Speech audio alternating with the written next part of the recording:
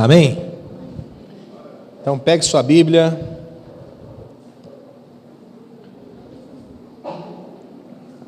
E abra comigo nesse texto da palavra, 2 Coríntios, capítulo 4,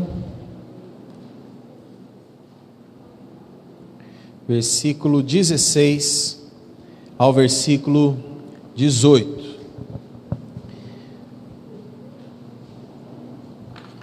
Aperte os cintos, segura na mão de Deus, porque o texto vai mexer com a sua vida, essa palavra vai mexer com você. Quem é pregador sabe disso. Primeiro a palavra mexe com ele, transforma ele, e depois transforma aqueles a quem ele está ministrando. É sempre assim. Começa na gente, depois toca as pessoas a quem a gente está falando. Então, 2 Coríntios capítulo 4, versículo 16 ao versículo 18. Vamos ler a palavra do Senhor. Diz assim na minha tradução, quem NVI: por isso não desanimamos, embora exteriormente estejamos a desgastar-nos, interiormente estamos sendo renovados dia após dia, pois os nossos sofrimentos leves e momentâneos não estão produzindo para nós uma glória eterna que pesa mais do que todos eles.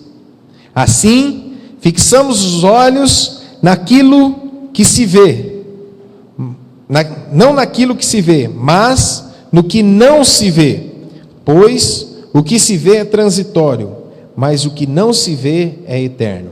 Vou ler mais uma vez. Por isso não desanimamos, embora exteriormente estejamos a desgastar-nos, interiormente estamos sendo renovados dia após dia, porque os nossos leves e momentâneos sofrimentos estão produzindo para nós uma glória eterna que pesa mais do que todos eles. Assim, fixamos os olhos não naquilo que se vê, mas naquilo que não se vê, pois o que se vê é transitório, mas o que não se vê é eterno. Amém. Vamos orar mais uma vez? Pai, que os nossos olhos estejam fixos naquilo que nós não vemos nessa noite.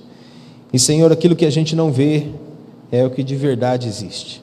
Senhor, nós cremos que o Senhor está aqui. Não tivemos com os nossos olhos da fé, mas estamos crendo no nosso coração. Podemos sentir o Teu toque, podemos sentir o fluir do Teu Espírito. Podemos sentir a liberdade que temos em Ti, Senhor. Por isso, Senhor, nessa hora, nesse momento, nesse lugar, que o Teu Espírito Santo esteja falando conosco, e toda palavra, Deus, que for ministrada, possa descer da nossa mente até o nosso coração, e encontrar no nosso coração uma terra fértil, para que possa produzir muitos e muitos frutos para a glória do Senhor, em nome de Jesus. Amém. Amém.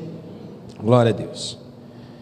Irmãos, o livro O Segredo, se você já viu essa capa em algum lugar, é um dos livros mais vendidos do mundo. A autora dele chama-se Rhonda Byrne.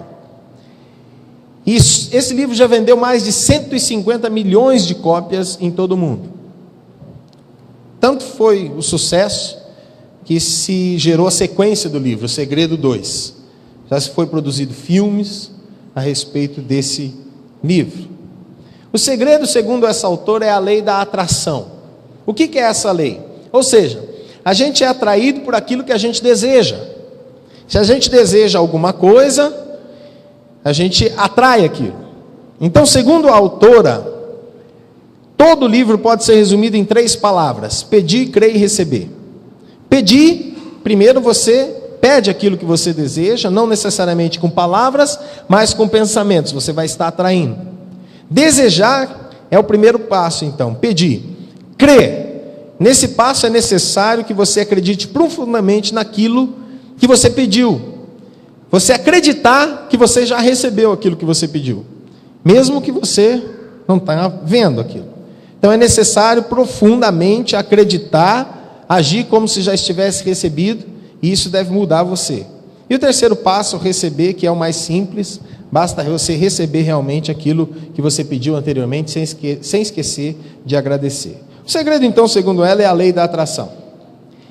Lendo esse livro, eu já li ele, e eu tentei captar a mensagem dessa mulher, o que ela estava querendo dizer.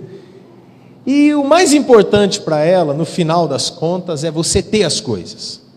Você ter um bom emprego, você ter uma boa família, você ter isso, você ter aquilo outro. Ter não é errado. O errado é que quando nós somos, ele é advindo disso que a gente tem. Ou seja, as pessoas te julgam por aquilo que você tem, não por aquilo que você é.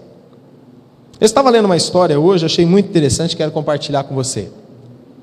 Certo dia, um homem estava passando tanta necessidade, que ele pegou e ele vendeu o cachorro dele por $15. Ele encontrou alguém na saída de um boteco e falou assim: olha, eu quero vender meu cachorro, eu preciso de dinheiro, e ele vendeu o cachorro dele por $15. E aí, ele pegou aqueles $15, comeu, e sobrou uns trocados, e ele foi ver uma luta de boxe, entre dois grandes boxeadores daquela época. E ele viu aquela luta de boxe, ele ficou impressionado com aquilo, e quando ele saiu daquela luta de boxe, ele passou mais de 4 dias escrevendo um roteiro de um filme. E ele escreveu aquele roteiro, terminou de escrever o roteiro do filme, ele falou assim: agora eu preciso procurar um estúdio para comprar esse roteiro, porque o negócio ficou muito bom. E ele foi num estúdio, o primeiro estúdio falou assim: tudo bem, a gente compra o seu roteiro, pagamos $15 mil no seu roteiro. Opa! Ele falou assim: tudo bem, eu vendo meu roteiro, só que tem uma condição, eu tenho que estrelar nesse filme. Aí o estúdio falou assim: não, peraí, o roteiro é muito bom, você vai estrelar num filme, você nem é conhecido, ninguém te conhece, nunca ouvimos falar do seu nome, para com isso. Ele foi para outro estúdio, chegou no outro estúdio gostou, ofereceu $35 mil, ele falou: mas tem uma condição, eu tenho que participar do filme. Aí o estúdio falou: não, a gente tem que dar isso para um cara que já tem gabarito, o roteiro é excelente, a gente não pode fazer isso. E ele foi de estúdio em estúdio. Todo mundo pagava bem, mas não queria ele como ator. Aí, até que ele chegou no último estúdio, o último estúdio falou assim: tá bom, a gente compra o roteiro, pagamos $350 mil, e você pode ser o ator do filme. Finalmente decidiram filmar. E aquele filme ganhou o Oscar de melhor filme, melhor direção, melhor roteiro adaptado, e foi indicado ao Oscar de melhor ator. Sabe quem que é o camarada? Sylvester Stallone. Sabe o que ele fez? Ele voltou lá naquele bar que ele tinha vendido o cachorro, e ele ficou 3 dias esperando na porta, para ver se o cara voltava, para comprar o cachorro de volta. E ele ficou lá esperando, e o cara apareceu. Depois de 3 dias, ele indo lá direto, o cara apareceu. Ele falou: quero comprar o cachorro de volta, eu vendi para você por 15, quero dar 25. O cara falou: não, cachorro é meu amigo agora, vou vender ele por 25? De jeito nenhum. Sabe quanto que ele pagou no cachorro no final das contas? $25 mil. Ele pagou no cachorro dele. Eu estou contando essa história para você, porque esse homem, o que ele fez? Ele decidiu alguma coisa, e ele encontrou um segredo. O segredo para ele era mais importante ele ser do que ele ter qualquer coisa. Se ele ter fosse importante, ele teria vendido o roteiro dele no primeiro que te vinha oferecido $15 mil. Mas ele foi adiante, ele falou: não, eu quero ser, não quero só ter. Sabe o que o apóstolo Paulo nos mostra aqui? O apóstolo Paulo nos mostra que ser é mais importante. E nesse caso, o nosso ser, ele é renovado dia após dia. Eu quero falar para você nessa noite sobre o segredo da renovação. O segredo da renovação. Se você está anotando, você pode escrever: o segredo da renovação. Essa afirmação que o apóstolo Paulo faz nesse texto, 2 Coríntios capítulo 4, versículo 16 a 18, é uma afirmação surpreendente. Em certo sentido, todo mundo quer encontrar o que Paulo encontrou. E a gente pode testar isso de 2 formas, uma positiva e outra negativa. Vamos primeiro pela forma negativa. Quando você vai dar uma notícia para alguém, você começa pela forma negativa, porque você quer terminar Uma positiva. Então, vou começar com a forma negativa. Negativamente. Quem veio aqui querendo ouvir algo que gerasse dor, desesperança, ou quisesse ouvir algo que fizesse você perder totalmente a fé? Quem veio aqui querendo ouvir isso? Levante sua mão. Ninguém, né? Quem veio aqui querendo ser totalmente desencorajado, sair daqui para baixo de perna de cobra, assim, arrastando no chão? Quem? Alguém? Ninguém. Quem veio aqui para que toda a sua motivação fosse arrancada? Ninguém. E eu atrevo a me dizer que em nenhum lugar do mundo você vai encontrar alguém que está ansioso para ser desanimado. Em nenhum lugar do mundo você vai encontrar alguém que está desejoso que sua motivação seja arrancada pela raiz. Nenhum lugar. E se alguém diz assim: ajuda-me a ter desesperança, me ajuda a perder a minha motivação, o que você faz? Você interna a pessoa, porque ela está precisando de remédio. Ela não está boa da cabeça. Tem alguma coisa que está desplugada. Por isso, se Paulo está dizendo a verdade aqui, ele descobriu o segredo de uma experiência que todo mundo quer ter. O segredo da gente não desanimar. E o segundo teste é o positivo.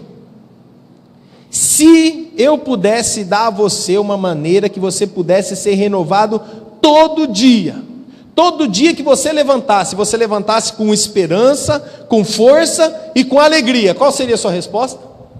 Claro que eu quero. Quem não quer levantar todo dia animado? Quem não quer levantar todo dia com alegria? Quem não quer levantar todo dia com força? A alegria do Senhor é a nossa força. Imagina você levantar alegre todo dia.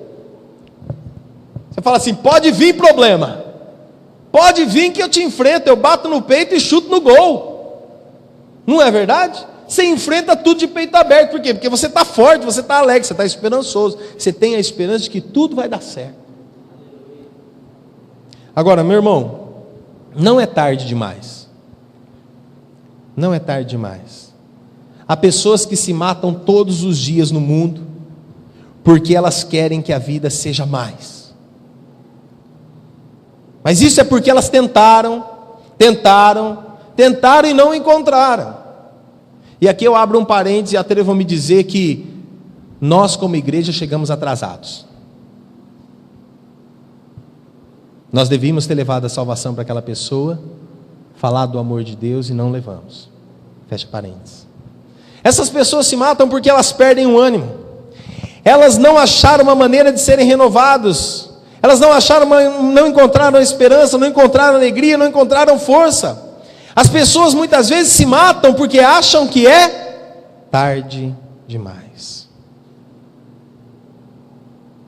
Agora, se você veio aqui nessa noite, eu estou orando para você, e Deus vai livrá-lo dessa mentira. O diabo é mentiroso, mas eu oro para que você saiba a verdade, seja liberto. Paulo descobriu esse segredo. Existe uma maneira da gente não perder o ânimo, existe uma maneira da gente ser renovado todo o dia. Agora, será que esse homem tem o direito de dizer isso? Será que Paulo tem o direito de falar isso? Vamos analisar a vida desse homem. Antes de tentar descobrir esse segredo, vamos ter certeza de que a gente vê duas coisas aqui no versículo 16, que torna profundamente claro que Paulo tem o direito de falar isso. A última coisa que você precisa é de alguém ingênuo, é de alguém que não conhece nada sobre dor, sobre sofrimento. A última coisa que você precisa é alguém que é um teórico inexperiente, alguém que não passou pelas dores e pelas lutas, pelas tribulações, e vem querendo te dar lição de moral. É a última coisa que você precisa. Eu acho interessante, às vezes a gente vai ouvir, eu já ouvi palestras de pastores sobre família. E quando você vai ver a família do camarada, o filho tem 4, o mais velho, e o mais novo tem 2. E ele está lá falando sobre família. Sabe, espera os camaradas chegar na adolescência, na juventude. Aí ele vai falar sobre família. Espera os caras casar, sabe? Sabe por quê? Filho criado Trabalho dobrado.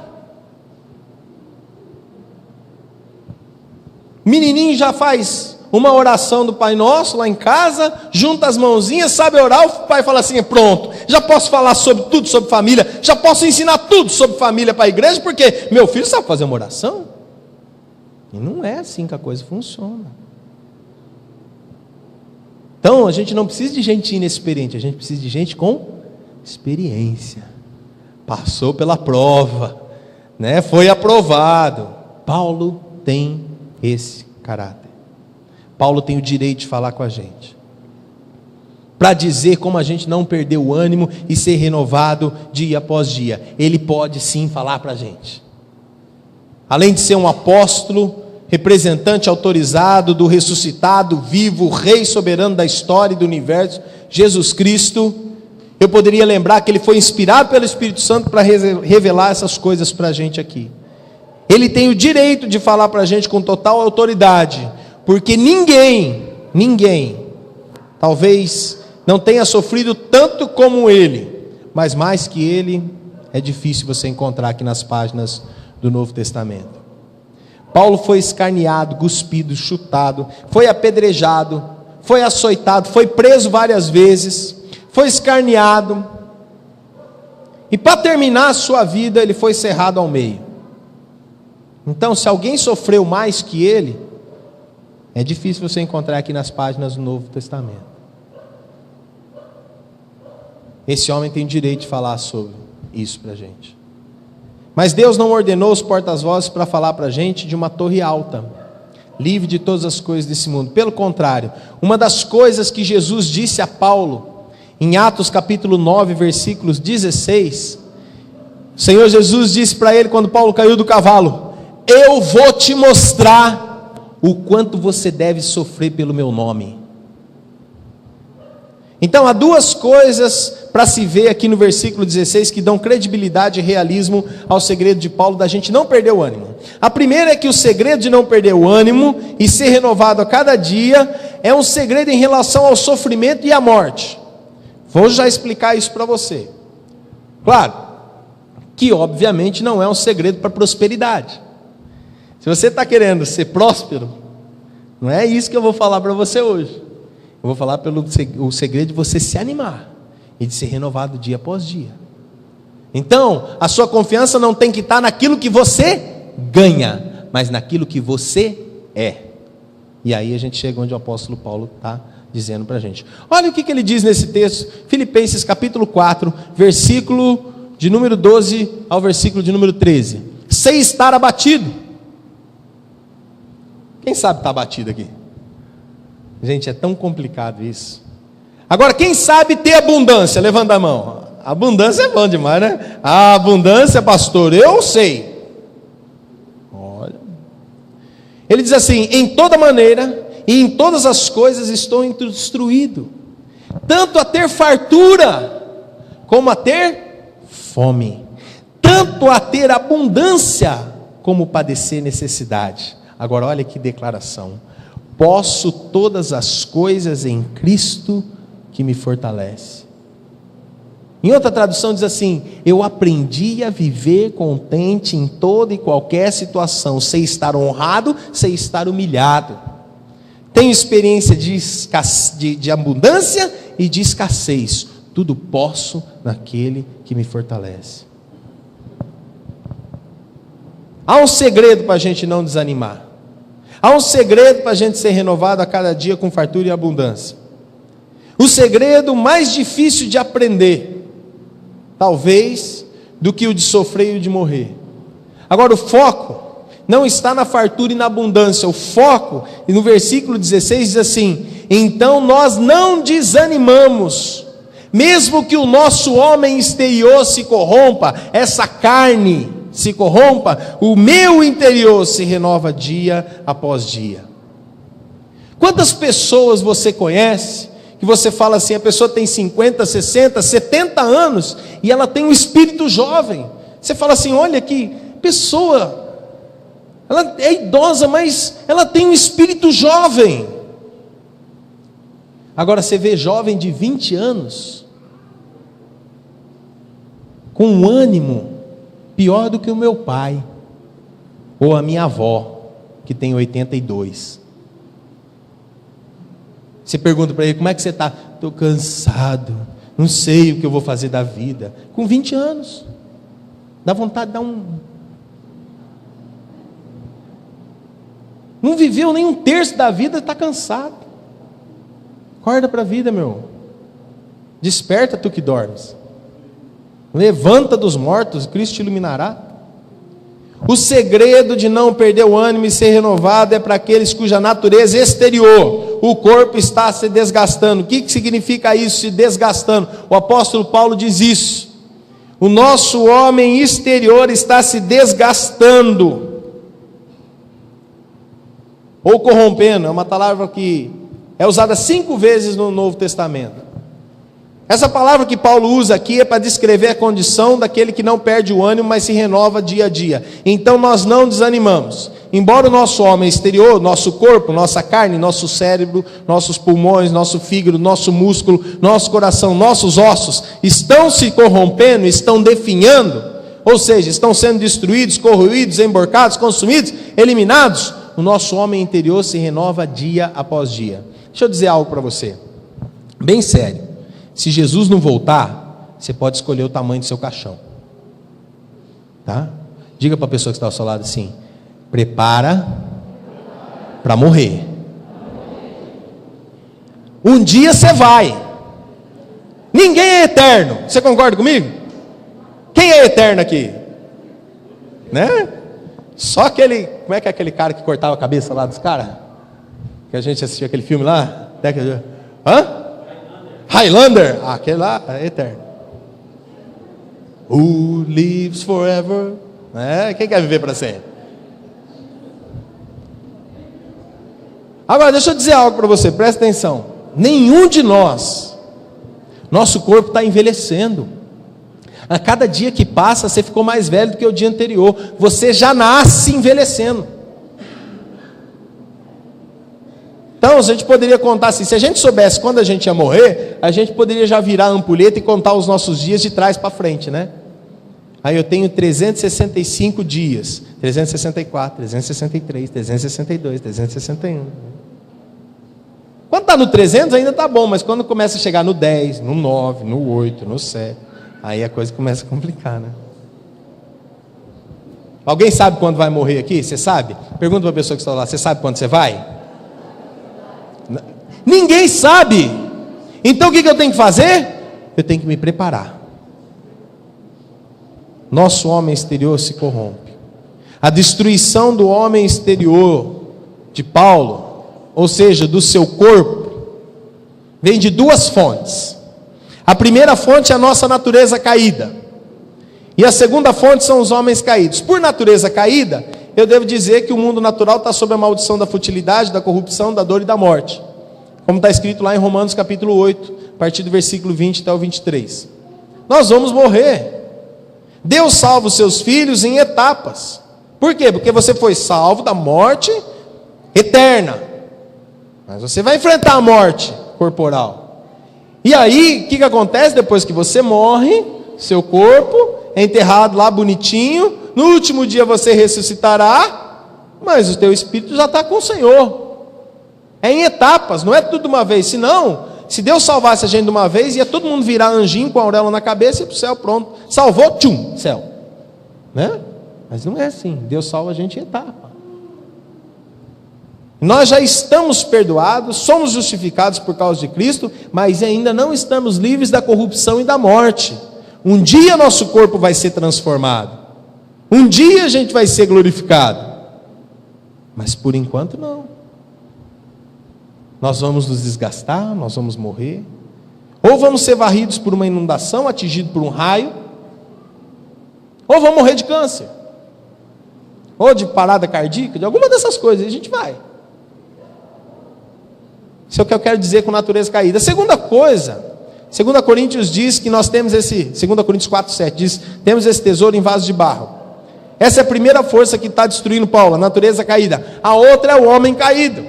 Se a natureza não matar você, as pessoas vão te matar. Se a natureza não acabar com a sua raça, Um descuido humano em um carro vai rasgar você no meio. Pastor evangélico terrorista? Vai. Uma arma, um homem com uma arma vai levar você para o caixão. Mas o que é o fato? Eu tenho que estar preparado. O versículo 9 diz assim: estamos sendo muito perseguidos, mas não desamparados, abatidos, mas não destruídos. O versículo diz assim, versículo 12 diz: em nós atua a morte. As suas células estão morrendo. Quantas e quantas células você perde diariamente? Quantos e quantos fios de cabelo você perde diariamente? O Caio já não perde mais nenhum.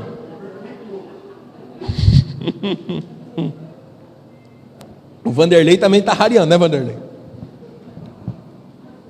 Haroldo também, né, Haroldo? O Júnior. Tá vendo os carecas assim, ó. Olha lá, o Eduardo também. A gente vai perdendo nossos cabelos, vamos perdendo as nossas células, vamos perdendo o nosso vigor. A gente perde. Nós vamos morrer. Agora, qual que é o segredo da nossa vida então? O segredo é a gente ser renovado dia após dia. Porque não importa de onde a destruição vem, Paulo está sendo destruído, ele está sendo abatido, ele está definhando, ele está morrendo, e é justamente nessa situação, provavelmente mais sombria do que qualquer um de nós vai experimentar, Paulo experimenta o segredo de não desanimar, mas de ser renovado dia a dia. Ele diz: o segredo de não perder o ânimo e ser renovado dia a dia é um segredo com relação ao sofrimento e à morte. Quando eu entendo a minha morte, eu estou pronto para viver. Que deixa outra coisa aqui para a gente no versículo 16. A experiência de não perder o ânimo e ser renovado não é uma experiência cíclica. Deixa eu colocar isso para você, eu vou explicar. Se você é um cristão veterano, já tem aí alguns anos de caminhada, você já sabe disso por experiência própria. Agora, se você é um novo cristão, um novo na fé, então essa é uma das coisas mais importantes que você precisa saber. Descobrir o segredo de não perder o ânimo não é uma experiência que dura a vida inteira. Descobrir o segredo de não perder o ânimo não é uma experiência que dura a vida inteira. Vou dizer para você por quê. É a experiência de descobrir uma fonte de vida, não uma bebida que você tem que tomar e beber novamente. O segredo é que você tem que procurar no lugar só, a vida, a esperança, a força e a alegria. E você encontra isso somente em Jesus. E ponto. Ponto final. Então não é uma experiência cíclica. Não é uma experiência que você tem que ficar procurando até encontrar. Não, você só encontra em Jesus. E ponto final. Agora, o meu interior ele vai se renovando dia após dia. Dia após dia. E é por isso que eu preciso de uma nova dosagem para hoje. Você precisa de uma nova dosagem para hoje. Certifique-se que essa palavra renovação no versículo 16. Olha lá. Então nós não desanimamos. Embora o nosso homem exterior se corrompa, o nosso interior se renova dia a dia. Você consegue ver o que isso significa? Significa que você que o impeliu de você perder o ânimo, deve ser tomado na manhã seguinte de novo. Se eu dizer para você, você toma uma injeção de ânimo naquele dia, naquela manhã, ou naquela noite, e no outro dia você tem que tomar de novo. Renovo significa algo que se esgota. Por isso que o apóstolo Paulo está dizendo, renova, se esgota. Há vazamentos no balde. O carro fica sem gasolina. O metabolismo espiritual da sua vida se banqueteou com a refeição da renovação, mas agora precisa de outra. Jesus em Mateus capítulo 6, versículo 34, ele diz assim: basta a cada dia o seu mal, seu próprio problema, sua própria destruição, suas próprias traças, ferrugens, perseguição, dor, morte. Cada dia tem o seu próprio mal. Cada dia tem o seu próprio mal. E o carro da sua esperança, da sua força, da sua alegria, ele não é feito para funcionar com a gasolina de ontem. O metabolismo da sua renovação espiritual não é para ser executado com a sua refeição de do ano passado. O texto diz que dia a dia a renovação vem. É dia após dia.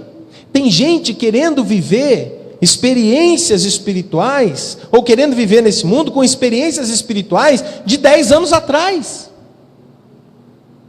Eu conheci gente que queria ter, que estava vivendo experiências espirituais de 30, 40 anos atrás. E hoje eles estão aonde? Estão na religiosidade.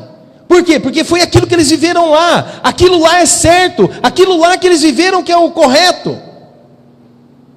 E hoje não tem uma experiência nova com o Espírito Santo de Deus. O homem interior não renova.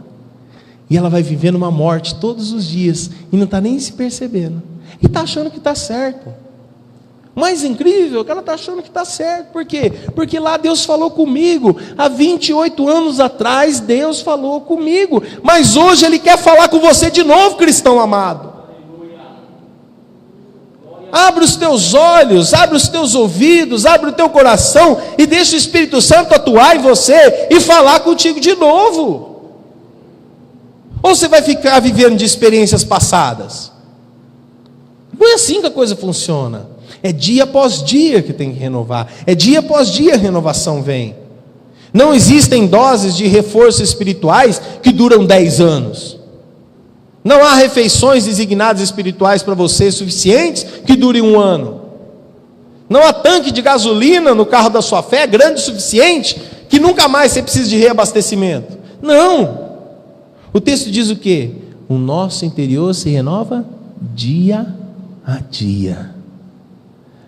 Todos os dias eu preciso de uma renovação.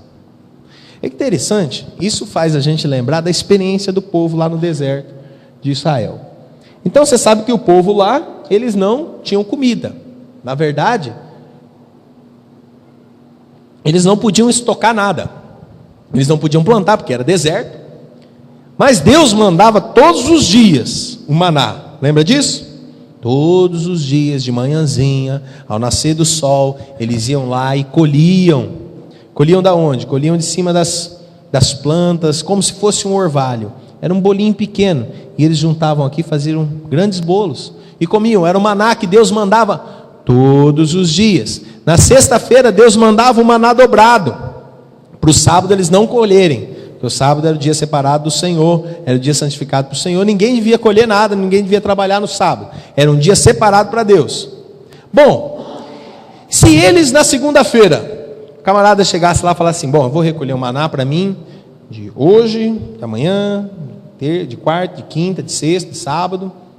Eu vou recolher o maná da semana inteira. O que acontecia? Ele fazia lá uma panela de maná. Olha, isso aqui vai durar para a semana inteira. No outro dia, o maná estava cheio de bicho.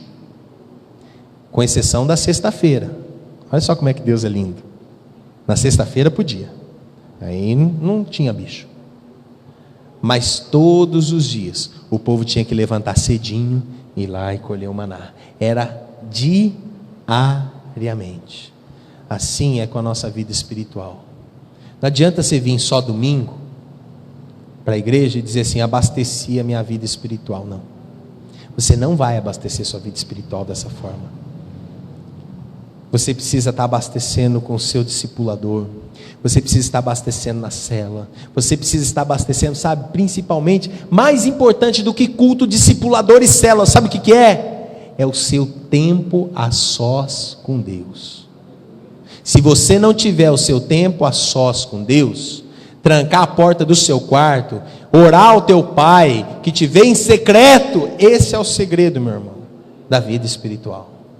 Não tem chave mágica. Olha, vem cá, meu irmão, que eu vou orar por você e tudo vai se transformar num passo de mágica. Como seria bom se a gente tivesse uma varinha de condão e a gente fizesse pum, pum, resolvia tudo, todo mundo virava anjo e beleza.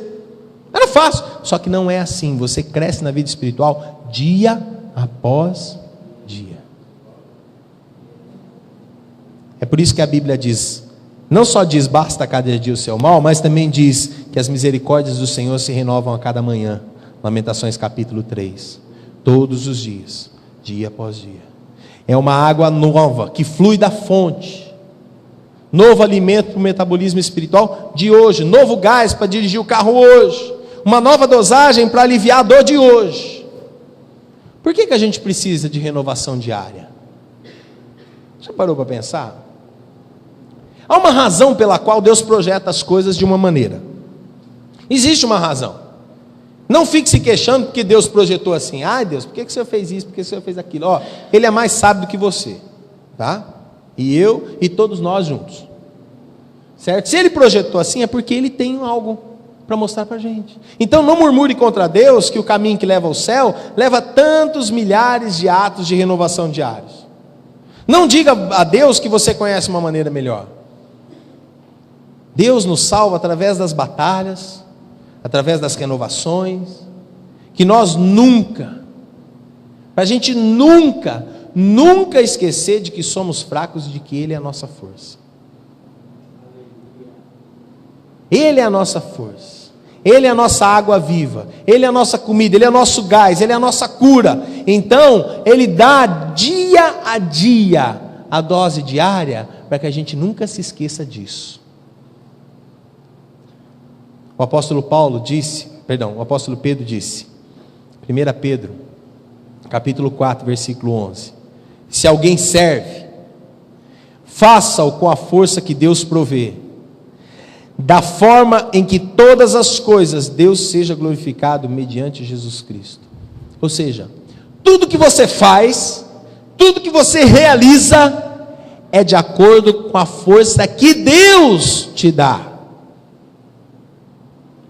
Por isso que é o maldito homem que confia no homem. Não é um homem que confia no seu irmão, não. A Bíblia diz que a gente deve confiar no outro. Maldito é o homem que confia em si mesmo, que diz para a sua carne: eu sou bom, eu aguento repuxo, eu sou forte o suficiente. Não é não. Nenhum de nós é forte o suficiente. Homem também chora, e chora muito. Pode não chorar na frente da esposa e dos filhos, mas que ele chora. Porque a coisa dói, não é fácil. Você que serve, faça com a força que Deus te dá. Todas as coisas vêm do Senhor. Doador da força recebe glória quando a gente serve. É por isso que somos fracos e precisamos de renovação dia após dia, para não perder o ânimo. Agora, para a gente se animar, a gente só pode se animar através do chefe. Quem é o chefe? O Senhor Jesus. Ele é o cabeça, Ele é o chefe. O palco está montado para a gente perguntar: qual é o segredo da gente não desanimar, mas se renovar dia a dia? Como é que isso acontece? Existem duas pistas, uma está no texto e outra fora do texto. Eu vou usar em primeiro lugar a de fora. Paulo usa o verbo renovar em outro lugar de seus manuscritos, e eu quero trazer esse texto para você. Colossenses capítulo 3, versículo 9 e 10, diz assim: vocês já se despiram do velho homem, com as suas práticas, e se revestiram do novo, o qual está sendo renovado em conhecimento à imagem do seu Criador. Olha só, como é que o homem é renovado? Ele é renovado em conhecimento. Diga assim: em conhecimento. Você é renovado em conhecimento. A dica, a frase aqui é no conhecimento. Então os nossos eus interiores, o nosso interior, o nosso novo regenerado, ele está sendo renovado no conhecimento. Sendo renovado a cada dia. Para a gente ser renovado a cada dia, vem com aquilo que a gente coloca na nossa cabeça. O que você está colocando na sua cabeça? Com o que você está preenchendo a sua mente? Novela da Globo? Filme pornô? Com o que você está enchendo sua mente? O que é que está enchendo os teus olhos? Preste bem atenção, porque aquilo que você enche a sua mente é o que você vai reproduzir na prática. O que você tem colocado na sua cabeça? Deus criou a gente com a capacidade tal que a condição do nosso coração ela é profundamente influenciada pelo conteúdo da nossa cabeça, ou seja, no que a mente se concentra. Se eu me concentro em algo bom, o meu coração vai ser motivado a fazer algo bom. Se eu me concentro em algo ruim, a minha ação também vai ser ruim. Porque a boca fala do que está cheio. E como é que a gente enche o coração? Com o que vem pela nossa audição, pela nossa visão, com que a gente preenche a nossa mente. Você quer conhecer alguém? Tenha 5 minutos de conversa com ela. Só 5 minutos você conhece. Porque a boca fala do que está cheio o coração. Agora, mais do que conhecimento, a gente precisa. Porém, não menos. Deixa eu dizer algo para você. Observa algo. Eu estou dizendo isso com cuidado para não exagerar. Conhecimento por si só produz orgulho. Conhecimento por si só, sem o Espírito Santo para aplicar esse conhecimento, essa iluminação milagrosa, produz orgulho. Paulo diz em 1 Coríntios capítulo 8, versículo 1, o conhecimento traz orgulho. Olha só, eu sei e você sabe que existem muitas pessoas, cujas cabeças estão cheias de afirmação sobre Deus, cuja mente está cheia de afirmação sobre a Bíblia. Você senta com ela e conversa com ela, e ela fala horas e horas e horas para você da Bíblia, mas e são de fato filhos do inferno. Tem o conhecimento, mas não tem a experiência. Jesus disse isso lá em Mateus capítulo 23, versículo 15. Olha só o que ele fala, eu vou abrir para você e vou ler. Ele diz assim: ai de vós, mestres da lei e fariseus, hipócritas, porque percorrem a terra e o mar para fazer um convertido, e quando conseguem, vocês se tornam 2 vezes mais filhos do inferno do que vocês. O Senhor Jesus está dizendo o quê? Conhecimento sem o Espírito de Deus, sem o poder de Deus, não leva a lugar nenhum. Mas eu não conheço nenhum cristão, preste bem atenção, que se renova dia após dia, sem colocar verdades bíblicas na sua cabeça. Eu não conheço nenhum cristão que se renova dia após dia, que não tem uma palavra bíblica na ponta da língua. Ele come a Bíblia, ele medita nela, é a melhor amiga dele, ele lê a palavra e aquilo faz diferença na sua vida. Em outras palavras, é preciso mais do que saber para ser renovado dia após dia, mas não menos. Deus criou a gente com a condição de que o nosso coração é profundamente influenciado pelo conteúdo da nossa cabeça, o que nós conscientemente focamos. Então a razão aqui é não desanimar, porque o meu coração precisa ser cheio de coisas boas. E como é que eu vou encher? Quando eu leio a palavra, quando eu medito nela. A nossa primeira pista diz: não perder o coração, porque ele está profundamente ligado a perder a verdade. Nossa força, nova força no coração, é profundamente ligada ao conhecimento fresco na cabeça. Para que o meu coração seja motivado, para que o meu coração ganhe uma nova força, eu tenho que ter um conhecimento fresco na minha cabeça. Essa é a primeira pista que Paulo diz aqui. A segunda dica é: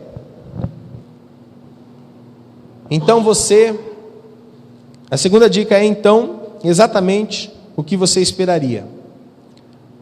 Ela aponta para a mesma coisa. A cabeça serve o coração. Olha que coisa interessante. A primeira palavra no versículo 16 é por isso. E se conecta com o conhecimento que passou antes. E a primeira palavra após o versículo 16 é pois, que se conecta com o conhecimento que vem depois. Para dar um exemplo, eu estou com fome, assim, por isso, eu vou comer. Eu vou comer, pois, porque eu estou com fome. Aquilo que atinge o nosso coração deve ser cultivado pela nossa mente. Eu conscientemente devo escolher o que desce no meu coração, porque é isso que vai guiar a minha vida. Eu tenho que escolher. Você quer ver só? Eu vou colocar esses textos aí, mas eu vou ler eles para você.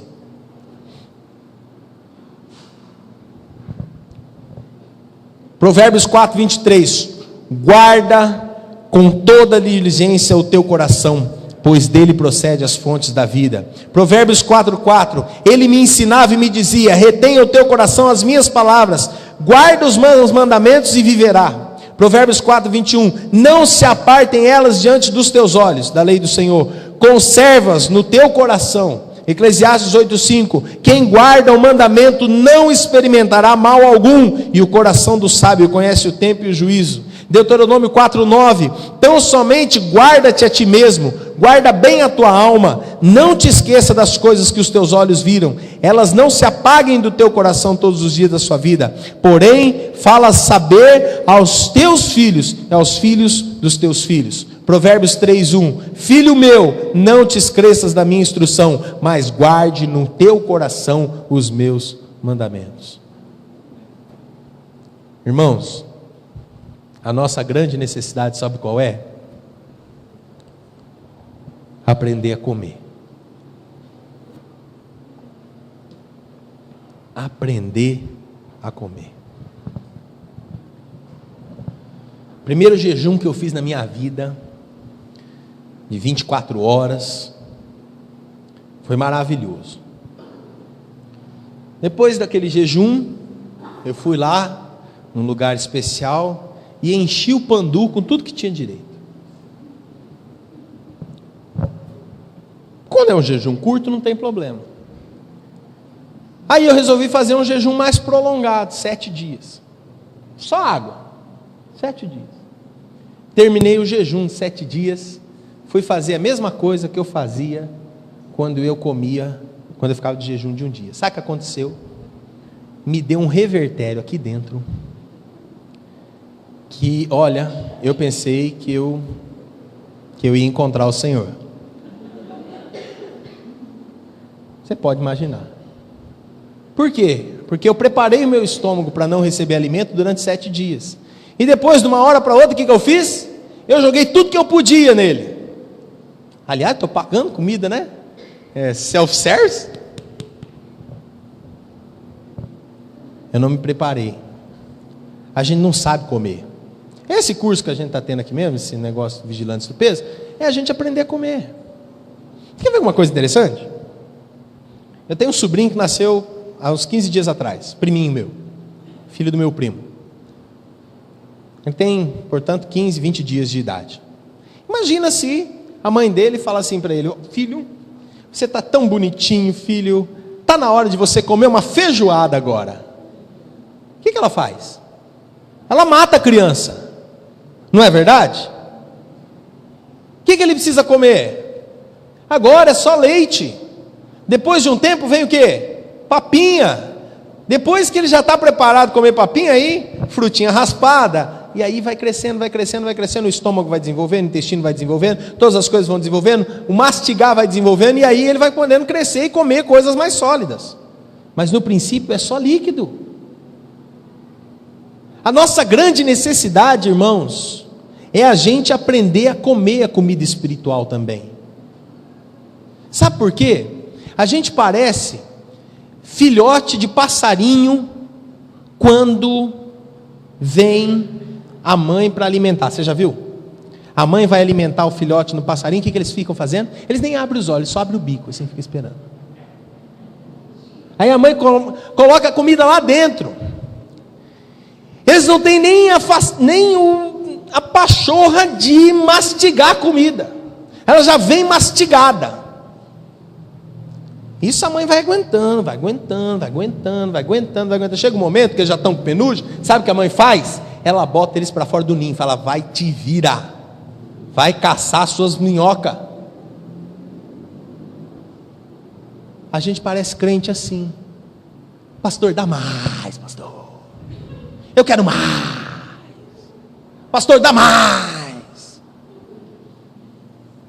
Vai caçar suas minhocas.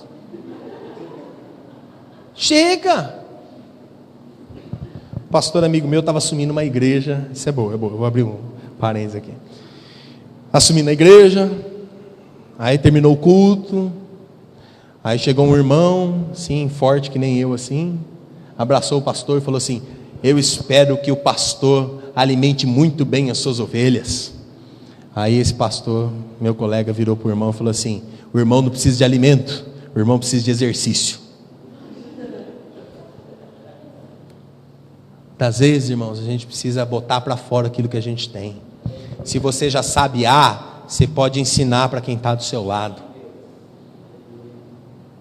Tem muita gente precisando do que você sabe, do que você conhece, das experiências que você teve. E se você compartilhar com ela, eu tenho certeza que ela vai encontrar a salvação, e ela vai ser tocada pelo Espírito Santo, e vai acontecer uma revolução, não só na vida dela, mas na sua também. Porque você vai dizer assim: Deus está me usando, eu sou usado pelo Senhor. Não existe maior privilégio do que esse. Você sabe como você pode dizer que você fez um discípulo? Quando você detecta um bom discipulador, um bom discípulo, ele sabe cavar os tesouros da Bíblia, até que o conhecimento explode no coração e gera mudança. E ele é renovado dia após dia, pela sua própria descoberta. Aí você sabe: puxa, fiz um bom discípulo. A grande necessidade das igrejas hoje, sabe qual é? Pregação bíblica. É o ensino que lida com as palavras do texto e mostra por que elas estão lá. É fazer com que as pessoas aprendam a se alimentar sozinhas. E a gente pode desenterrar os nossos tesouros então. Os versículos 7 até o versículo 15 desse texto aqui que a gente leu, dão um vislumbre sobre o que eu quero dizer com os tesouros que estão sendo desenterrados através daquela palavra "por isso" do início do versículo 16. Então eu vou ler o texto, e aí depois que eu ler, você vai dizer assim: por isso não desanimamos, tá bom? Beleza? Vamos treinar? Por isso não desanimamos. Olha para o irmão que está do seu lado e diga para ele: por isso não desanimamos. Beleza? Vou ler o texto. Mas temos esse tesouro em vasos de barro, para mostrar que esse poder, que a tudo excede, provém de Deus, e não de nós. Por isso,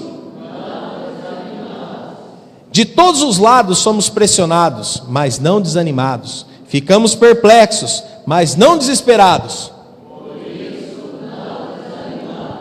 Versículo 9: somos perseguidos, mas não abandonados, abatidos, mas não destruídos. Trazemos sempre em nosso corpo o morrer de Jesus, para que a vida de Jesus também seja revelada em nosso corpo. Pois nós que estamos vivos, somos sempre entregues à morte por amor a Jesus, para que a sua vida também seja manifesta em nosso corpo mortal. De modo que em nós a tua morte, mas em vocês a vida. Como está escrito: cri, por isso falei. Com este mesmo espírito de fé, nós também cremos, e por isso falamos. Porque sabemos que aquele que ressuscitou a Jesus Cristo dentre os mortos, também nos ressuscitará com ele, e nos apresentará com vocês. Tudo isso é para o bem de vocês, para que a graça que está sendo alcançada, um número maior de pessoas cada vez mais, faça que transbordem ações de graça para a glória de Deus. Por isso não desanimamos. Paulo está realmente passando um poder de um coração renovado, enchendo a sua mente com essas verdades. Ele está nos convidando a termos essa mesma experiência. Estamos sendo renovados dia após dia, colocando essas realidades na nossa mente. As verdades do versículo 7 a 15 têm o poder de renovar o nosso coração, na fé, na esperança, na alegria. Para terminar, eu quero fechar com um exemplo.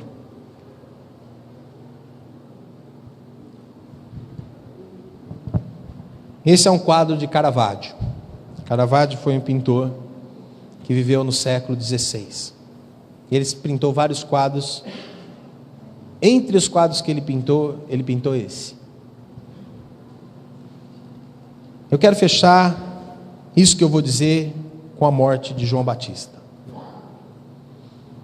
De um ângulo que se deve, talvez, uma das mais trágicas histórias da Bíblia toda. Jesus disse a respeito de João Batista: entre os nascidos de mulher, não surgiu ninguém superior a ele. Mas agora ele está numa prisão porque ele disse publicamente que Herodes não deveria se deitar com a cunhada. Ele disse para Herodes, chegou aos ouvidos de Herodes, que Herodes não devia ter um caso com a cunhada. Ele estava vivendo em adultério. E aí ele foi preso. E ele está sentado sozinho na cadeia, pensando: é assim que o reino deve ser, é assim que deve ir. Herodes dá uma festa de aniversário para si mesmo. E como bônus para os presentes, o que ele faz? Ele chama Salomé, a sua enteada, a mulher do seu irmão, sua sobrinha enteada. E Salomé começa a fazer uma dança sensual para todo mundo lá. Não sei se era a dança do ventre, o que era, mas devia ser alguma coisa. Quadradinho de 8, alguma coisa assim. E ela começa a dançar, e ela dança. Herodes fica tão louco com aquilo, que ele fala assim para ela: pode me pedir o que você quiser, eu te dou até metade do reino. E ela vai lá e cochicha com a mãe. E aí, mãe? O que a gente pede? Um iPad, um iPhone? O que é, mãe?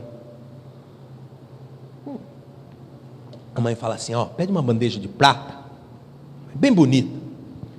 Beleza, mãe, mas o que a gente põe em cima?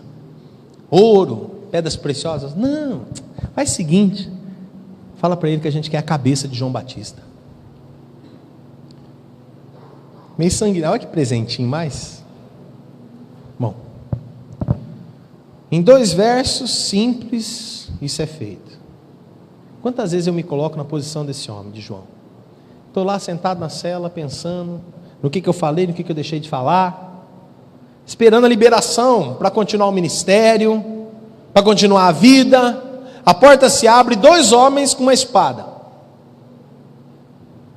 Um momento de silêncio, e o carrasco diz: vem cá, se ajoelha. Se você lutar, eu vou te amarrar. Por quê? O que está acontecendo? O que aconteceu? Eles gostaram da dança do filho do rei, e o rei falou assim: pede-me o que te der, e aí eles querem a sua cabeça numa bandeja de prata.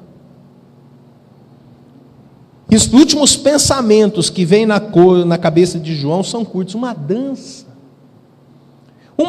eu vou morrer por causa de uma dança. Dancei. Quem dança no final é ele. E tudo em nós quer gritar o quê? Sem sentido. Sem sentido nenhum, exceto por uma coisa. Sabe qual que é? Nós olhamos para o que é visível. As coisas se tornam sem sentido quando nós olhamos para o que é visível. Agora, quando nós olhamos para o invisível, eu ouvi Deus dizer em 2 Coríntios 4,17, esta aparentemente irracional, sem sentido, essa morte, esse assassinato de um grande homem, está preparando, está produzindo para ele um eterno peso de glória, acima de toda comparação. Não foi insignificante. Não foi insignificante.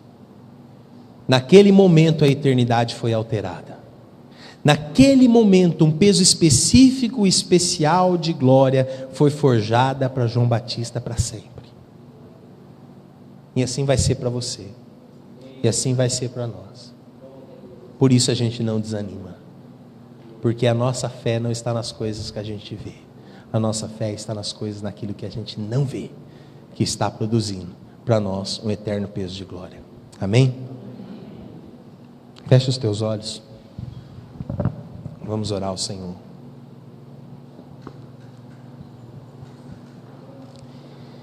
Eu queria que hoje você olhasse para esse invisível.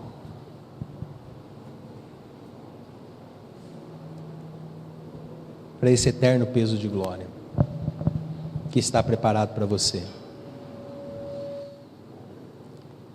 Eu sei que você tem passado por lutas, por aflições, por momentos difíceis, por angústias. Muitas vezes você pensa, eu não vou vencer, eu não vou conseguir, não vai dar certo. Mas a palavra do Senhor está dizendo algo tremendo para a gente.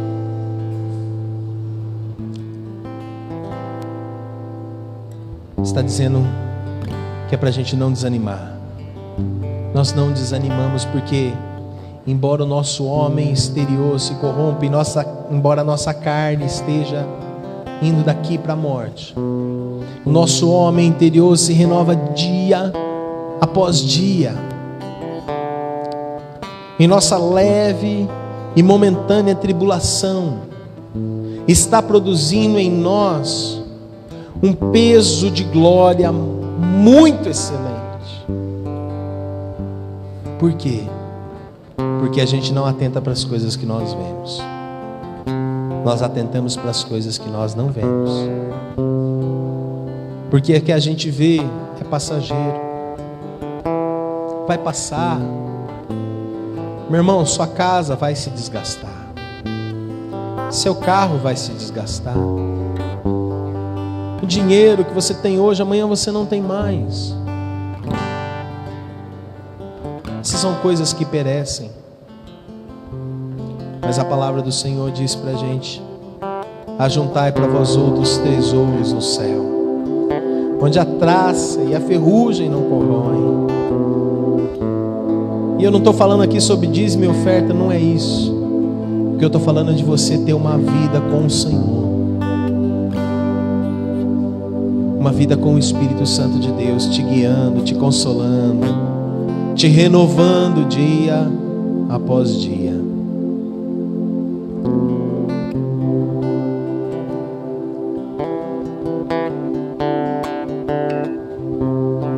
Se você precisa ser renovado nessa noite, eu queria que você ficasse em pé no seu lugar. Eu vou orar por você. Colocar sua vida diante do Senhor, assim como a minha vida. O Espírito de Deus está nesse lugar. E Ele está produzindo em você, está forjando você, está trabalhando no seu coração. Essa confusão que está subindo na sua mente agora é o Espírito Santo fazendo isso. Talvez estejam caindo por terra coisas que você imaginava que era verdade lá atrás. Hoje o Espírito Santo está mudando isso, está dizendo: meu filho, a verdade está em Jesus. Ele disse: eu sou o caminho, a verdade e a vida. Ninguém vem ao Pai a não ser por mim. Ninguém. Oh, Espírito de Deus, deixa Ele operar em você.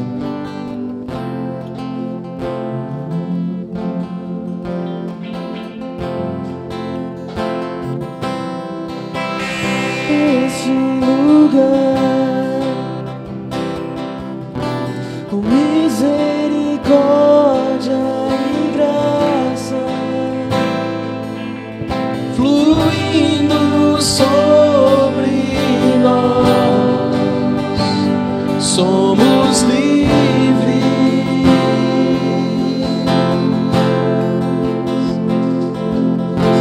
Jesus reina neste lugar.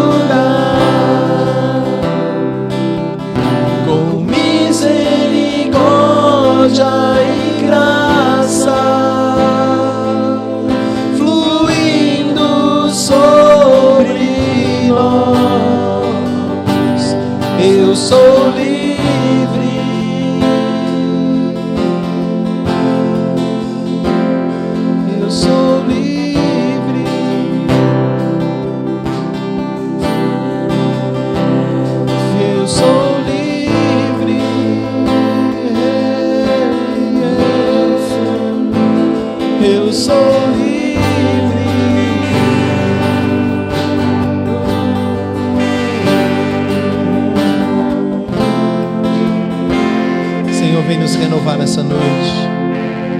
Espírito de Deus, Espírito Santo do Senhor, Senhor Jesus, o Senhor diz que o Pai não negaria o Espírito a nós quando nós pedimos. Por isso nós pedimos nessa noite, Senhor, vem sobre nós, derrama sobre nós do Teu Espírito Santo, vem nos renovar nessa noite, vem renovar o nosso coração, vem renovar o nosso interior. E que não seja somente essa noite, Pai, mas que ao abrir a Tua palavra no dia de amanhã, possa surgir algo novo, e possa surgir uma verdade nova, e a gente possa ser alimentado. Que o Teu Espírito Santo venha nos alimentar e venha nos renovar amanhã, Senhor, e depois, e depois, e depois. Nós queremos ser renovados dia após dia. E sabemos, Deus, que se isso acontecer, a gente não vai desanimar. Estamos confiantes na Tua palavra, estamos confiantes no Teu poder, estamos confiantes na Tua graça, porque nada, absolutamente nada escapa dos Teus olhos. Olha para a gente, Senhor. Olha para aqueles que precisam ser renovados na sua fé. Olha para aqueles que precisam ser renovados em amor. Olha para aqueles que precisam de uma renovação na sua paz. Olha para aqueles que precisam de uma renovação, Senhor, no casamento. Olha para aqueles que precisam de uma renovação, Senhor, lá com os filhos, no relacionamento familiar. Olha para aqueles que precisam de uma renovação em outras áreas. Senhor, vem e renova, Pai. Renova a confiança, renova a fé, renova a alegria, renova a esperança. Espírito de Deus, Tu és bem-vindo. Vem e renova. Vem e renova. Oh, de balabashiri cantarei manai show. Vem e renova, Senhor.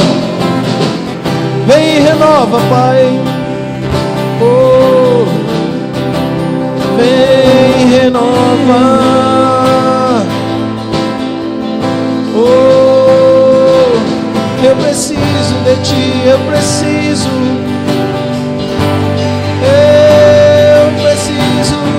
Ti. Oh, deixa Ele te renovar nessa noite. Deixa Ele derramar uma água fresca sobre você. Deixa Ele derramar uma água fresca, uma água pura sobre a sua alma. Seja renovado, seja renovada. Oh, você que deixou de orar em línguas há tempos, ore de novo. Deixa o Espírito Santo te renovar. Deixa o Espírito Santo te renovar. Oh, seja renovado. Seja renovado no teu espírito, seja renovado no teu coração.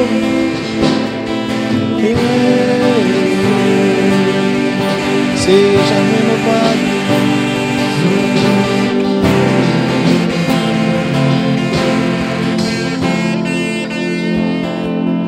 Onde o Espírito de Deus está, eu sou livre.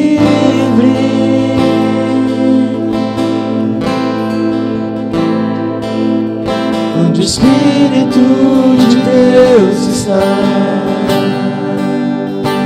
somos livres.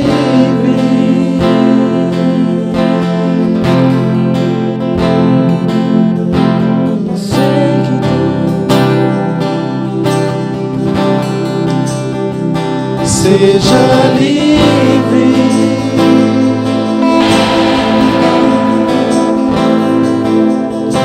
Você que está cansado, seja livre.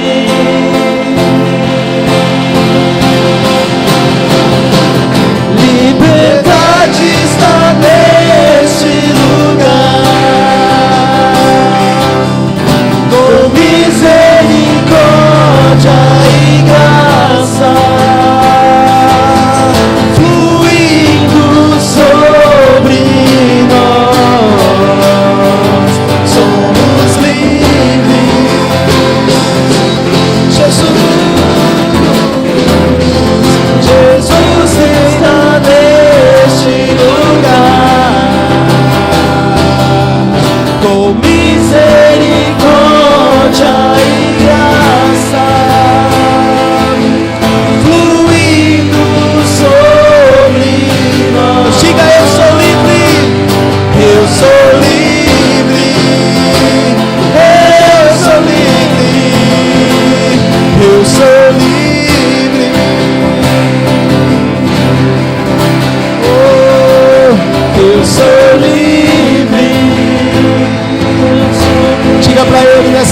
eu sou livre. Eu sou livre. Eu sou livre, Senhor. Obrigado, Senhor. Obrigado, Senhor. Ele comprou você. Ele te comprou com um alto preço lá na cruz do Calvário. Ele derramou o seu sangue para te libertar, para te fazer livre. E hoje você é livre das cadeias do pecado. Hoje você é livre da dor, da angústia. Ah, Senhor, obrigado pela liberdade que o Senhor comprou para a gente. Obrigado pelo teu sangue derramado lá naquela cruz. Nada se compara ao sacrifício que o Senhor fez por nós. E é por isso que a gente te agradece nessa noite. Em teu nome oramos, Senhor. Amém. Diga para a pessoa que está ao seu lado assim: seja renovado. Em nome de Jesus. Seja livre. Em nome de Jesus. Dá um abraço no teu irmão. Deus te abençoe em nome de Jesus. Que você tenha uma semana renovada na presença dEle.